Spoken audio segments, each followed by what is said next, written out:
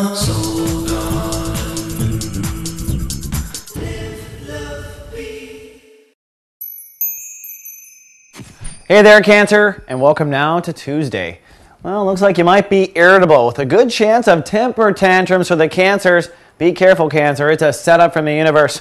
The moon has moved into Scorpio, which on the one hand polarizes the planet anyway. So if you've been kind of in an area of gray, maybe with politics or something, you may feel forced to your side in the next 2 days. That's just something everyone's going through when the moon's in Scorpio.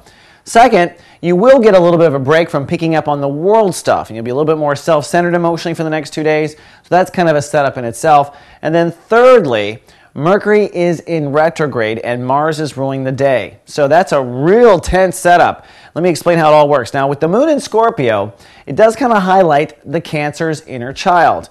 And if other planets are kind of working along with you, this is a fun time, a romantic time, a creative time. But since Mars is retrograde and ruling the day, the sun's in your 8th house, all these things I'm adding up, I'm guessing this is a real chance of your inner child being highlighted but not getting what it wants, which may lead to a temper tantrum. So be cautious here. Your inner child is maybe starved for attention, and you may have to be the only person to give it to you. Now, flipping around the zodiac to the sun and those other things, Mercury is officially retrograde, which means until February 19th, it will appear to move backwards in the sky. At the same time, the sun's moving forward, so you get this scissor effect that happens in this area.